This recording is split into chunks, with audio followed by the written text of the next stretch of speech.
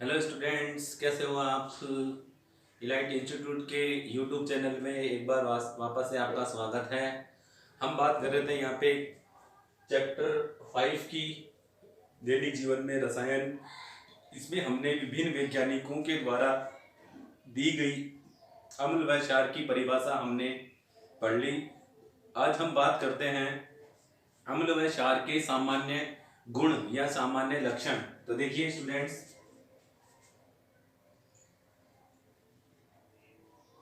अम्ल व क्षार के सामान्य गुण।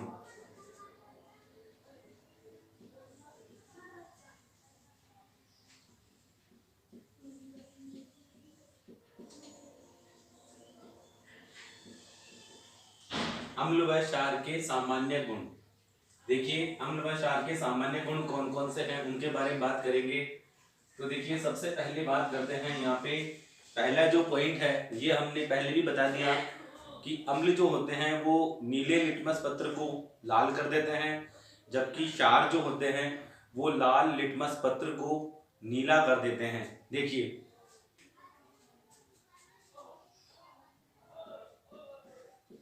अम्ल नीले लिटमस पत्र को अम्ल नीले लिटमस पत्र को लाल कर देते हैं,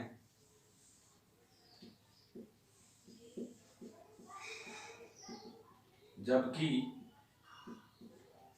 क्षार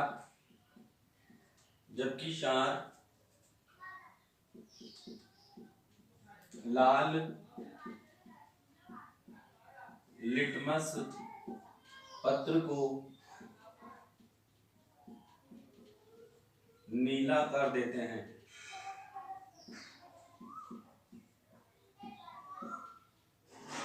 देखिए स्टूडेंट्स, ये थे अम्ल व क्षार के सामान्य गुण में हमने पहली बात पढ़ी। अब दूसरी जो है वो दूसरा सामान्य गुण क्या है वो देखिए। दूसरा सामान्य गुण है, मैं पहले बता देता हूँ आपको लिखकर कि जैसे थोड़ी सी बात करें हम यहाँ पर कि ये मैंने लिखा कि ये मेरे पास क्या है, अम्ल है। अम्ल किसी भी धातु से रिएक्शन कर रहा है, अम्ल किसी भी धातु से रिएक्शन कर रहा है और धातु से रिएक्शन करके लवण प्लस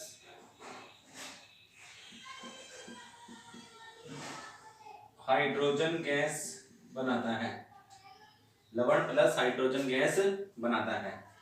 तो हम बात करते हैं यहाँ पे, देखिए कि क्या होता है पॉइंट कि अम्ल है, किसी भी धातु से अभिक्रिया करेगा, लवण बनाएगा और हाइड्रोजन गैस स्थापित करेगा, हाइड्रोजन गैस निकालेगा।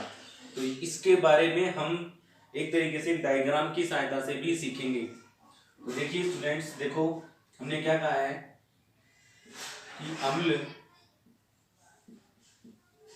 धातु से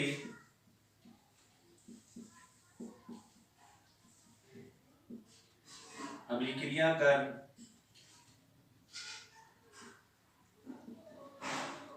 लवण बनाते हैं तथा लवण बनाते हैं तथा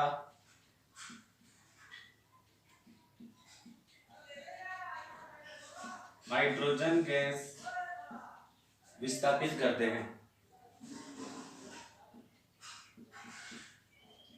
हाइड्रोजन गैस विस्थापित करते हैं।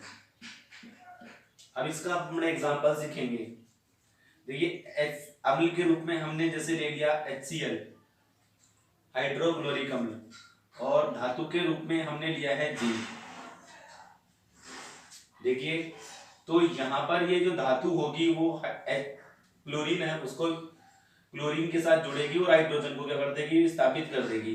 तो हमारे पास यहाँ पे ZnCl2 बनेगा, संगत लवण बनेगा, और H2 गैस क्या हो जाएगी, विस्थापित। यहाँ पे H प्लस और Cl माइनस, ये प्लस के रूप में है तो प्लस हमेशा माइनस के साथ जुड़ता है, यहाँ से ये निकल जाएगा। अब देखिए, अम्ल धातु से जो अभिक्रिया कर रहा है उसके बारे में यहाँ पर 2-3 एग्जांपल और बताते हैं आपको कि जैसे हम बात करते हैं, यहाँ पे मैंने लिखा सल्फ्यूरिक अम्ल H2SO4, और इस सल्फ्यूरिक अम्ल की अभिक्रिया हमने करवाई है जिंक से। देखो सल्फ्यूरिक अम्ल की अभिक्रिया हमने जिंक से करवाई है, तो देखिए यहाँ पे ZnSO4 बनेगा और प्लस हाइड्रोजन गैस क्या हो जाएगी, विस्थापित।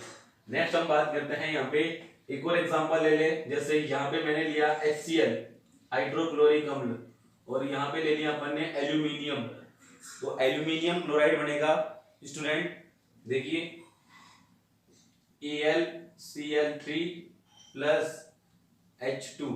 अब आपको समझ में आना चाहिए कि अभिक्रिया संतुलित होनी चाहिए। अभिक्रिया संतुलित का मतलब यहाँ पर यह है कि ये जो हमारे पास है ये तो होते हैं क्रियाकारक या अभिकारक, और ये हमारे पास होते हैं उत्पाद।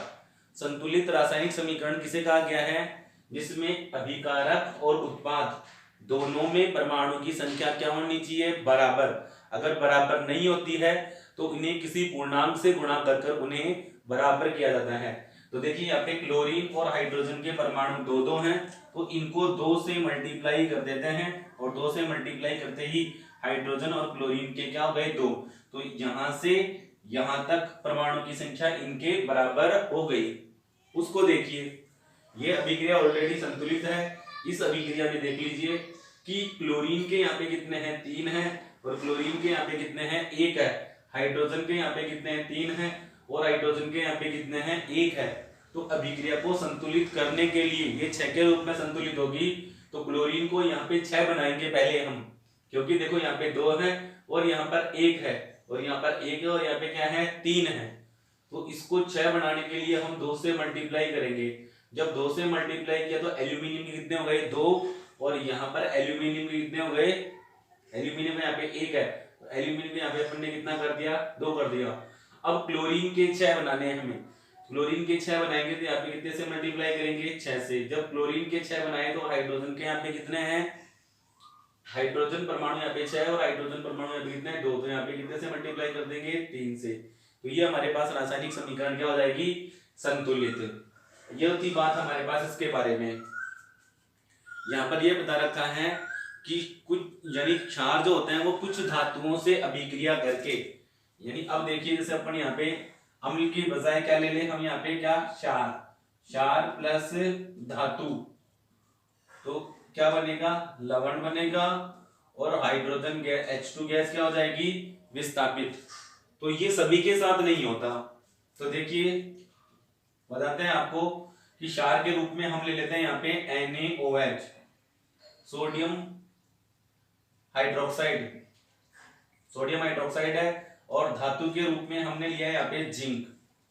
एक इंपॉर्टेंट लवण बनेगा सोडियम जिंकेट, सोडियम जिंकेट बनता है Na2ZnO2 प्लस H2। याद रखना नाम इसका पूछा जाता है, सोडियम जिंकेट। ये अभिक्रिया अधिकतर पूछी जाती है, ये अभिक्रिया अधिकतर पूछी जाती है स्टूडेंट्स, ध्यान रखना। ये वाली अभिक्रिया, ये अभिक्रिया पूछी जाती है कि NaOH की जिंक के साथ अभिक्रिया का रासायनिक समीकरण लिखिए।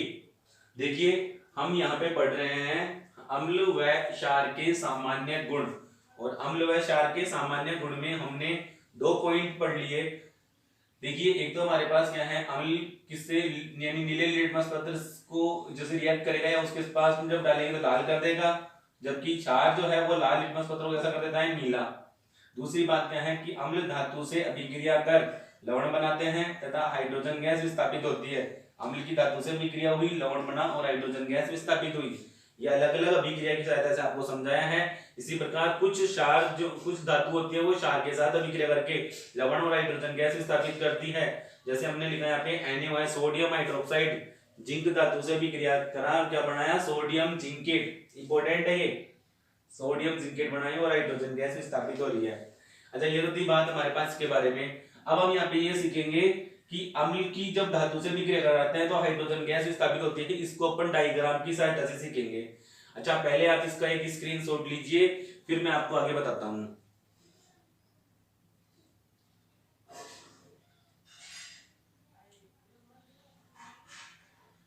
ओके स्टूडेंट्स, इसका एक स्क्रीनशॉट लीजिए।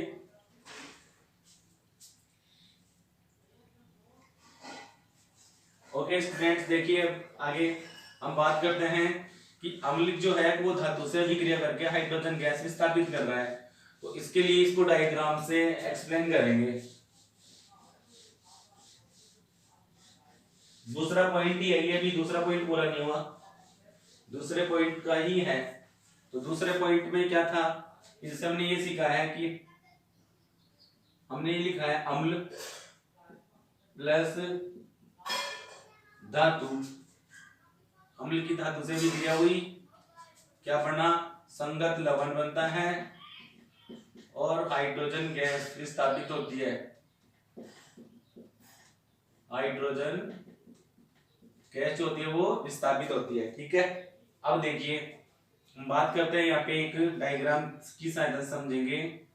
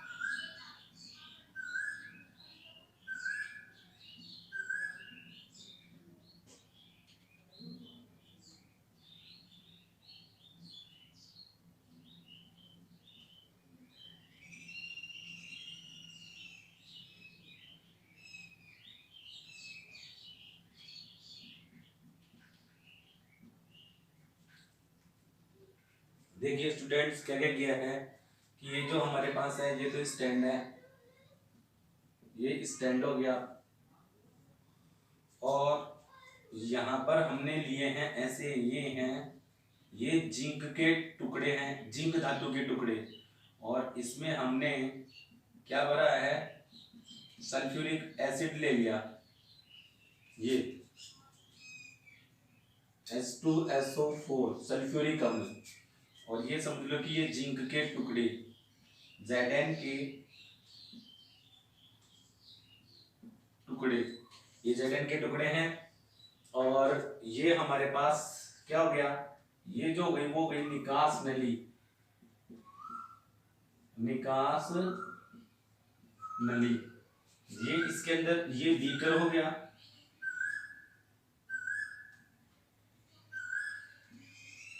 बीकर, और बीकर में जो हमने लिया है वो लिया है साबुन का विलयन।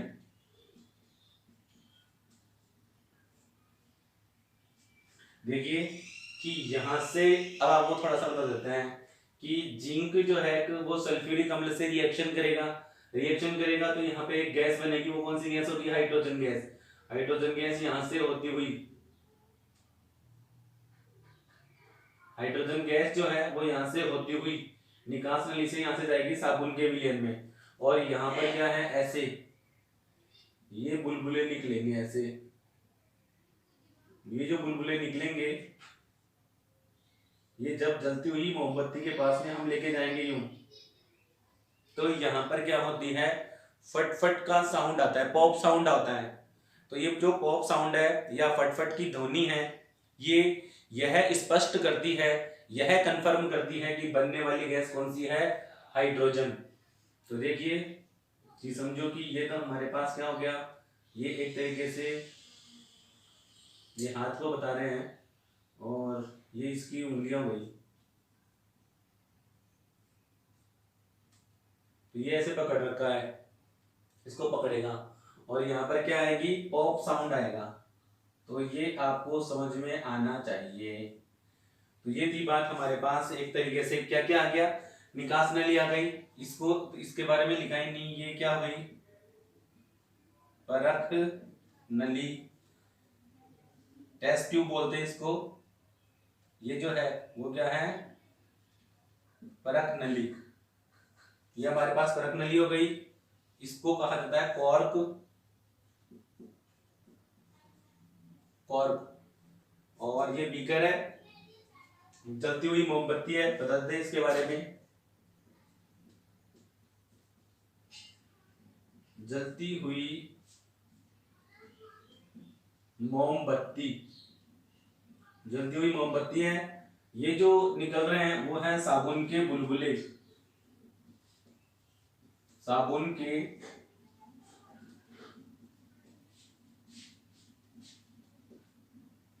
के बुलबुले। यहां पर बता देते हैं, फट फट की ध्वनि।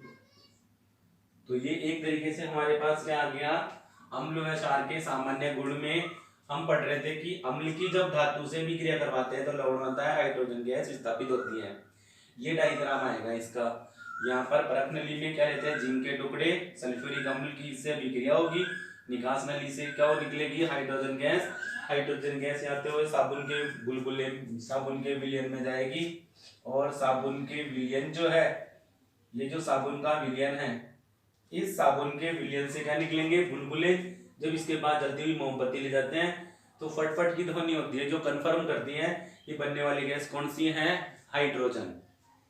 तो ये थी बात हमारे पास, डायग्राम की सहायता से हमने सीखा है कि अम्ल और क्षार के सामान्य गुण में अम्ल धातु से विक्रिया करके लवण, संगत लवण और हाइड्रोजन गैस विस्थापित करती है।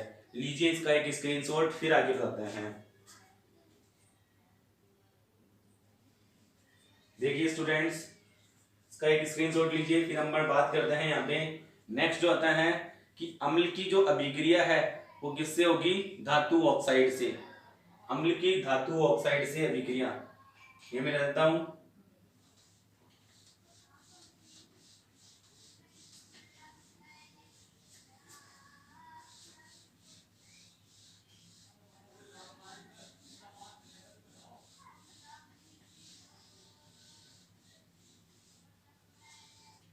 यस, देखिए अम्ल की धातु ऑक्साइड से अभिक्रिया, दो पढ़ लिए अपन ने, तीसरा है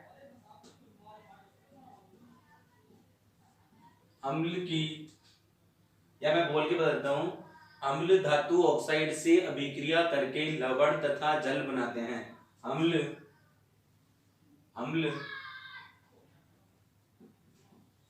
धातु ऑक्साइड, अम्ल धातु ऑक्साइड से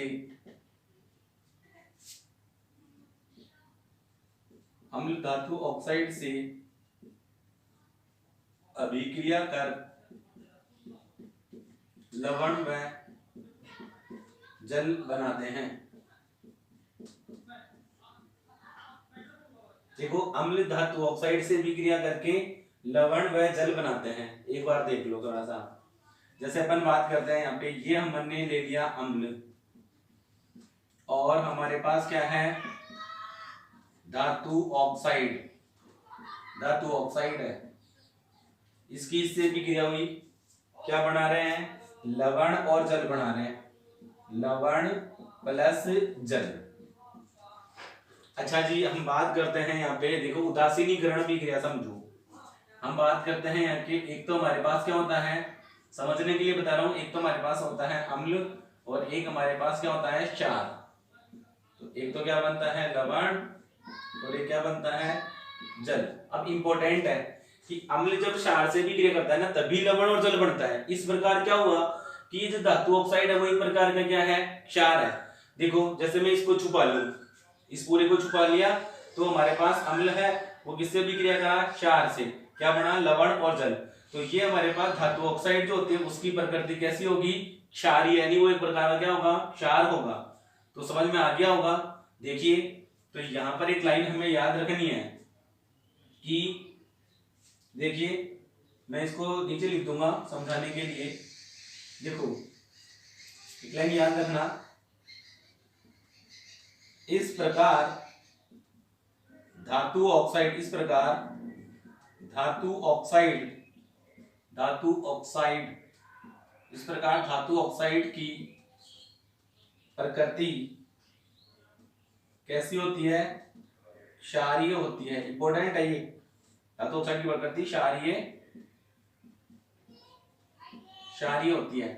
अब देखो इस प्रकार धातु ऑक्साइड की प्रकृति कैसी होती है क्षारीय होती है। अब देखो जैसे हम बात करें कि ये मैंने अभी बताया है कि जैसे हमने क्या लिख लिया, ये मैंने लिखा अम्ल और ये हमने लिखा क्या धातु ऑक्साइड, धातु ऑक्साइड, धातु ऑक्साइड क्या बना, एक तो लवण बनता है और एक क्या बनता है जल। धातु ऑक्साइड की अभिक्रिया होगी। अब देखिए हमने क्या सीख लिया, एक चीज हमने सीख रखे कि अम्ल जो है वो किससे भी क्रिया करता है क्षार से।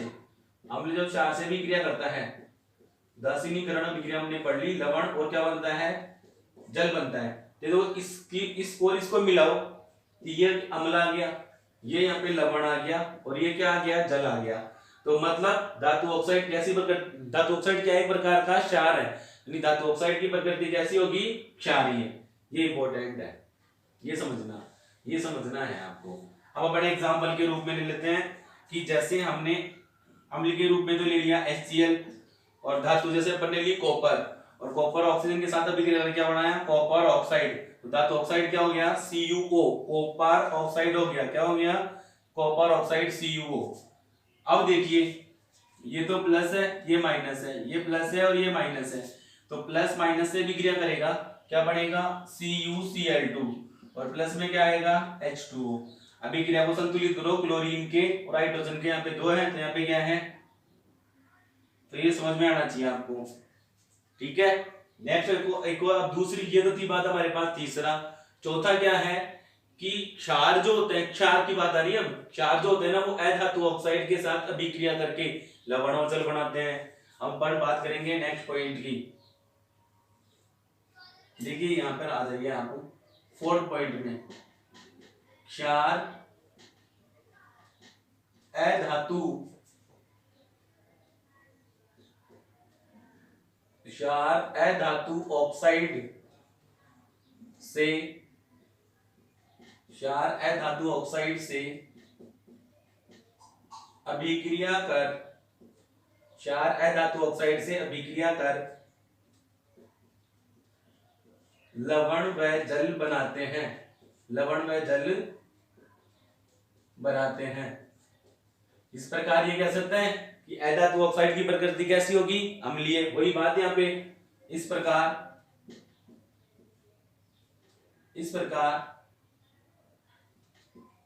अधातु ऑक्साइड, इस प्रकार अधातु ऑक्साइड अम्लीय प्रकृति के होते हैं, अम्लीय प्रकृति के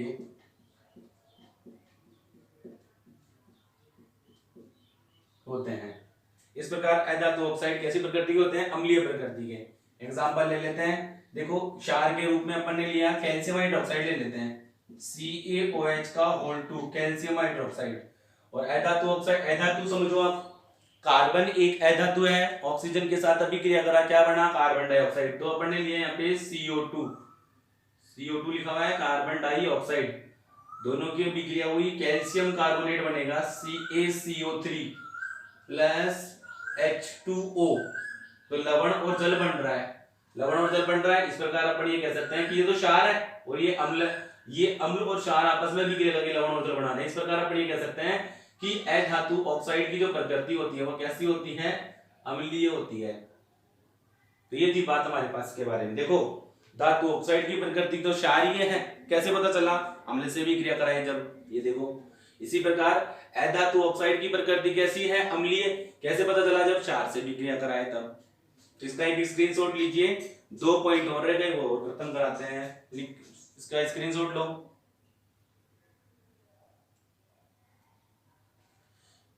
यस, देखिए आगे छोटा सा पॉइंट और है, वो खत्म करते हैं। हटा देता हूं इसको।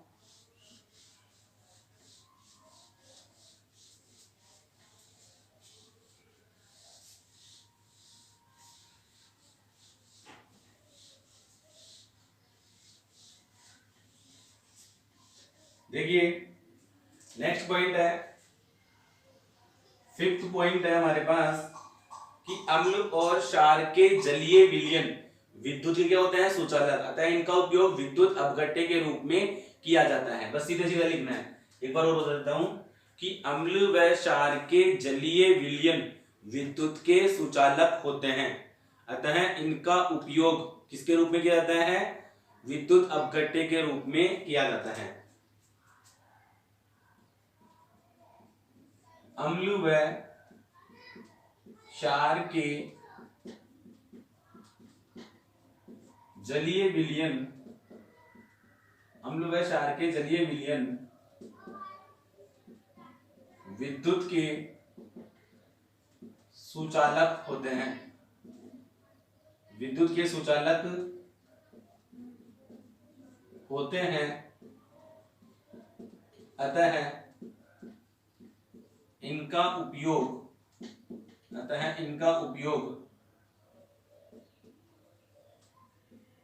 विद्युत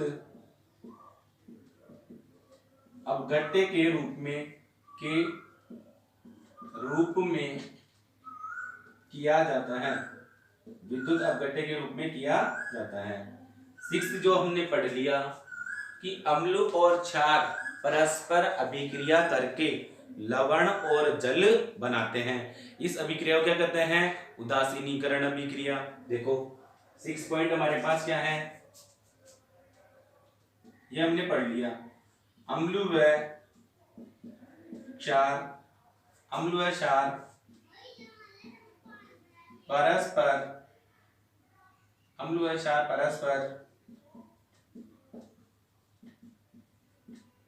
अभिक्रिया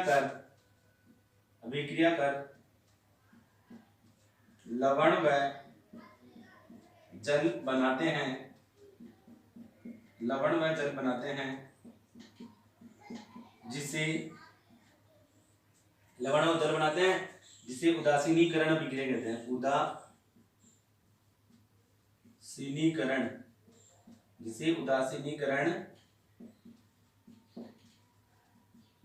उदासीनीकरण अभिक्रिया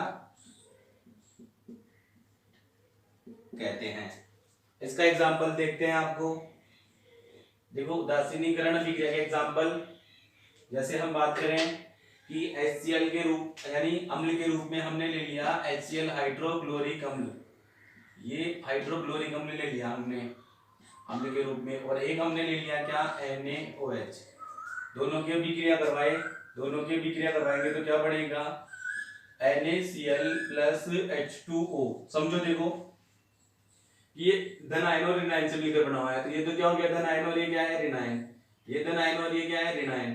तो ये इससे जुड़ेगा, यानी प्लस माइनस से जुड़ता है, प्लस को पहले लिखते हैं तो क्या बन गया? NaCl, और ये इससे जुड़ेगा तो ये क्या बन गया? H2O। समझ में आना चाहिए। तो ये हमारे पास लवण और जल बनता है। तो ये थी बात। देखिए आज हमने क्या क्या पढ़ा है उसके बारे में रिवाइज करते हैं। देखो पहले इसका एक स्क्रीनशॉट लीजिए, फिर इसको रिवाइज करेंगे।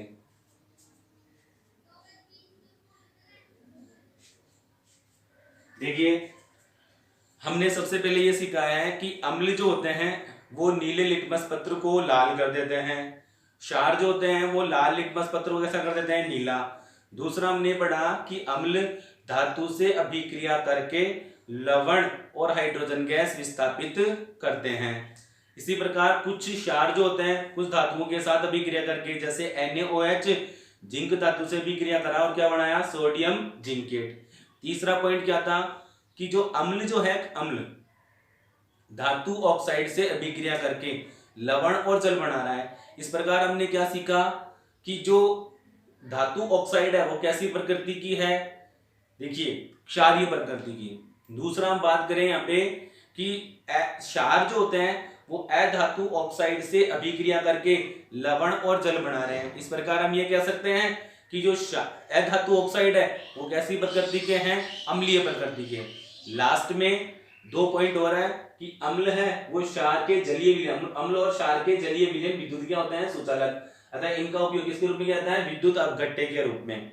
नेक्स्ट हमने पढ़ा कि अम्ल और क्षार परस्पर अभिक्रिया करके लवण और जल बनाते हैं, इसी अभिक्रिया को क्या कहते हैं, उदासीनीकरण अभिक्रिया, यानी HCl plus NaOH NaCl plus H2O। Okay students, ये थी बात हमारे पास सामान्य गुण की अम्ल और क्षार की।